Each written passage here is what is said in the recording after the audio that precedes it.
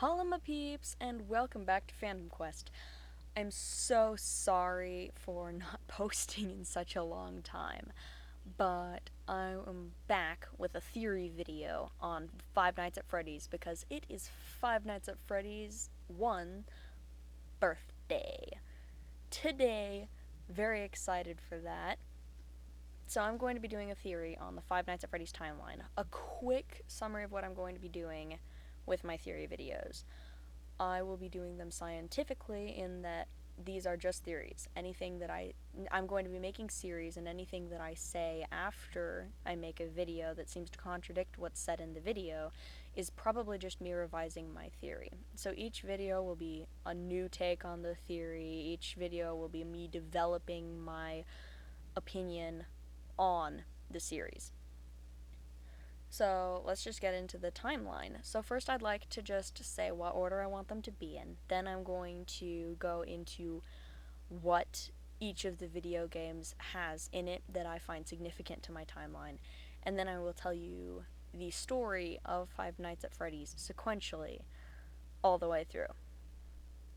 So I think that it goes Five Nights at Freddy's 4, Five Nights at Freddy's sister location, the minigames Midnight Motorist and then Save Them, Five Nights at Freddy's 2, the Happiest Day minigame, Five Nights at Freddy's 1, Five Nights at Freddy's 3, Five Nights at Freddy's VR, and then Five Nights at Freddy's Pizzeria Simulator. Then, last but not least, Five Nights at Freddy's Ultimate Custom Night.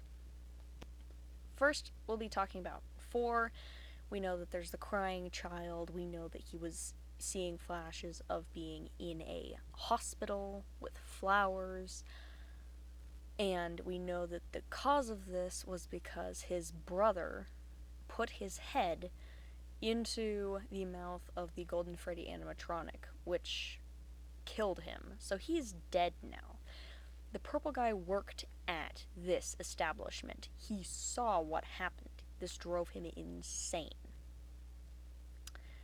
That is my theory, anyway. Then, we see sister location. We see someone with purple eyes standing in front of a mirror at the end of the game after being possessed by the animatronic Ennard, which was a mix of all of the animatronics. Then we are given a mini-game at the very end of your character walking down the street looking very, very purple and spitting out a lot of metal, part of the animatronic, or all of it, or some of it.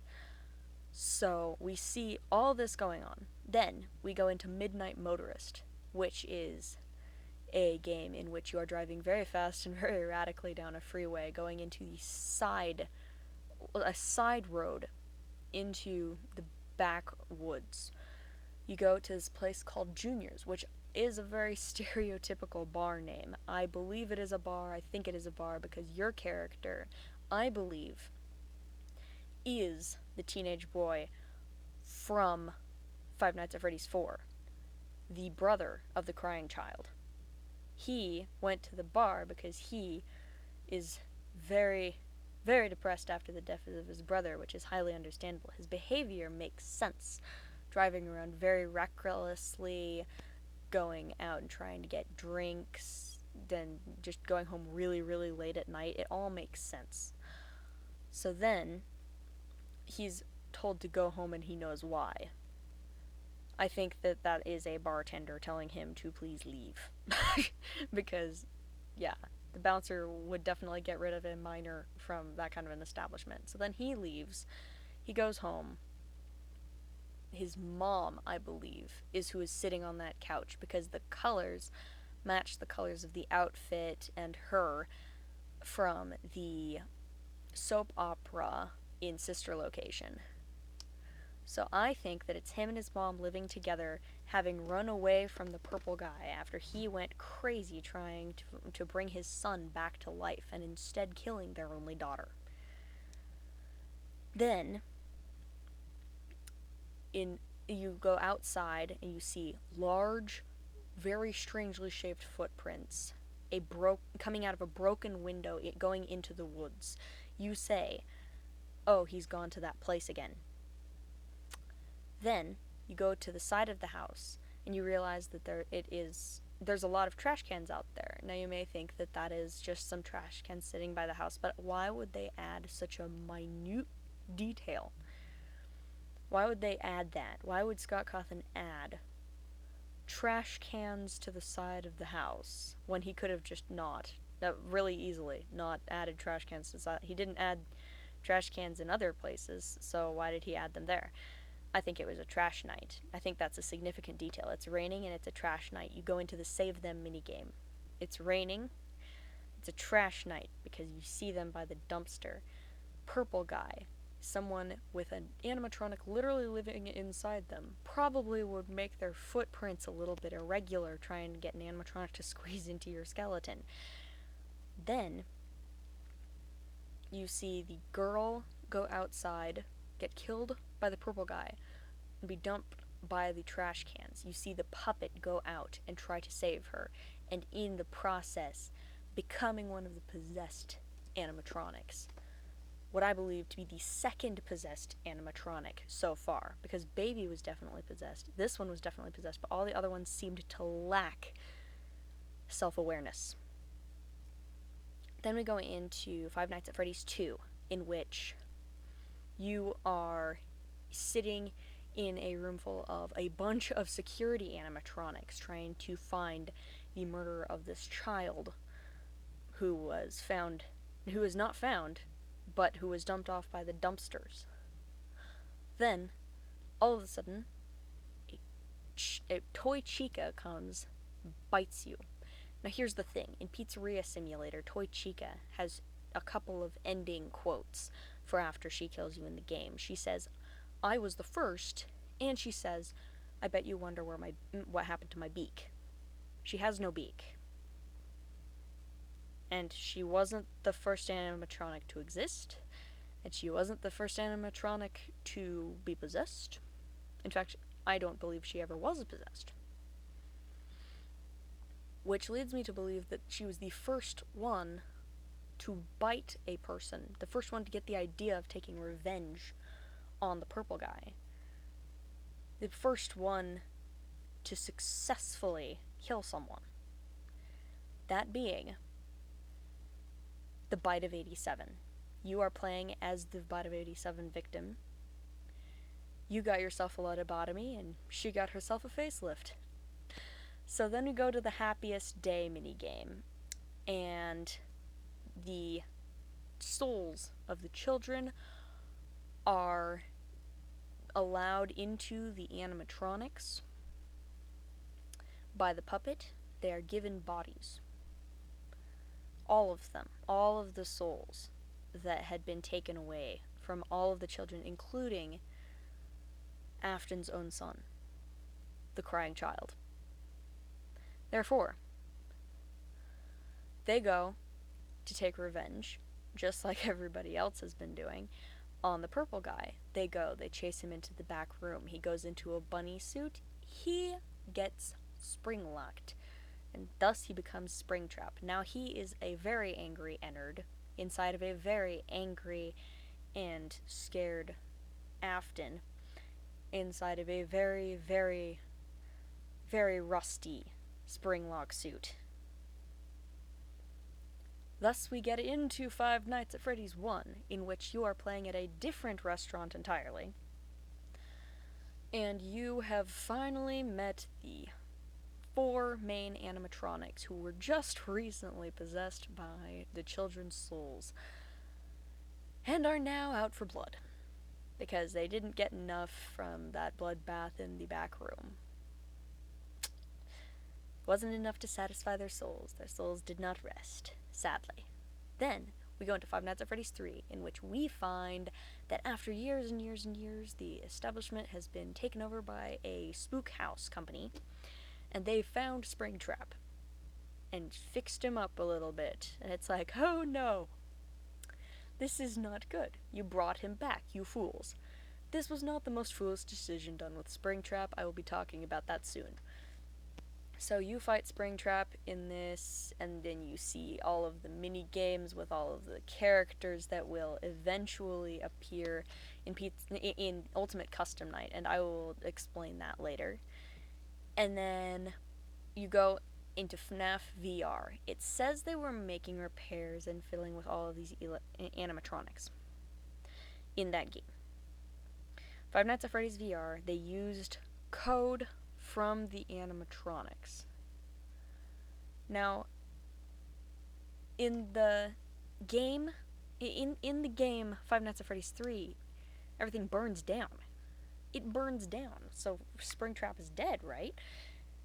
Except, what if when they were going through his stuff, they found some active code, didn't want him to malfunction, and sent it into the original company? The original company was looking for spare parts to base their game off of, to make sure that people were absolutely certain that Five Nights at Freddy's was a wholesome and safe establishment. They did not know they were planting a very bad, very, very serious ticking time bomb into the heart of this game, in which they have test subjects for. One of these test subjects is the very anxious, very, very strongly suggested symptoms brother of the crying child. That's right, he's back at post-lobotomy as well. Either that or it's not him. Either way, this works, because this is after the bite of 87. The one who was in Five Nights at Freddy's 2, who was bit by Chica, has perfect symptoms in these tapes in FNAF VR of being a botched lobotomy patient. Now, if you were a botched lobotomy patient with very serious problems with OCD and completion and just over and over having tons of medical problems, mental problems, you're really not in the position to tell someone that you don't want to do what you've been doing for the past couple of years. So he goes in, and he is one of the first test subjects for their new game. He sees all of the monsters that he had seen over and over and over again in that game, until finally he finds the very image of the purple guy in his spring-lock suit before it was broken. Now, we have only ever seen pixelated versions and the bear of the golden animatronic suits. We have never seen a real-life picture of what the bunny suit looked like. I believe this is our first picture of it, my friends, because what else would it be? At the end of the game, you go into this world where you see a map, which I'll do another theory on later because I'm very excited about the map. But you see this map. You walk around in it, and at the very end of it, you see a 7-year-old birthday party with all of the setup of the very first time that there was ever a party at Five Nights at Freddy's. You go into the back closet as the rabbit beckons you, and all of a sudden it switches to the bunny dancing around the tables while you hold a microphone in your hand on the stage. I believe this is a reenactment of the first victim of Five Nights at Freddy's as the purple guy takes revenge again and again and again. And he attempts to escape again and again and again, and he finally does through you. And in that, he is able to reconstruct himself from the ashes. He is able to take your soul and bring himself back to life. And we move on to Pizzeria Simulator, in which we have the melted together animatronics from the third game. We have Springtrap from VR. We have Circus Baby from Sister Location, the last section of the 2020 mode. And we have our dear Lefty, the puppet. And they work together to try and keep you from doing what you need to do. You, as the brother of the crying child, have decided to bring the family together one last time to bring peace to the souls of your beloved family members. You've decided to end it all, including yourself, as you burn down Pizzeria Simulator. You burn it all to the ground. You finally put everyone to rest. You put everything into everywhere it needed to be.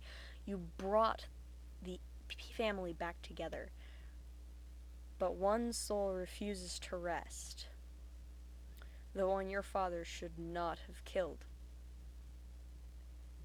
Your own brother. The crying child brings all of the monstrosities and nightmares he's seen over years and years and years. The things that his father brought him to the establishment he hated so much. The thing that killed him. And the torture he went through as his father tore him apart and put him back together again. And he takes everything he's seen and everything he's imagined and everything he's dreamed of, and he locks his father away, forever in torment, into the most horrifying hell that he could ever have imagined, to be tortured by his own creations for the rest of time. And if that isn't one heck of a conclusion, I don't know what is. Now, if you're wondering about the that other game, the RPG game, I don't believe that's part of the timeline. I really don't. I think that is more of a kind of a send-off to the people who mocked Scott Cawthon about his first video game that was like that. A lot of the characters from his old video game, which is where he got the ideas for the animatronics, he was told that his characters looked creepy and that he shouldn't be making video games if his characters were that weird. So he said he made this. He made this. And I think that was his last farewell to all of the people who have mocked him throughout all his life about everything. One final send-off to those who didn't believe in him. And I think that is one of the more beautiful endings to anything. So yeah, that's my timeline. I really hope you enjoy it. Please tell me if you find any inconsistencies. I would love to fix the theory more, build up on it, make it better, make it bigger, and definitely enjoy the process of doing it. This is one of my favorite things to do. And so, I'll be signing off now. Thank you very much for watching, and I hope to see you in the next video. Bye!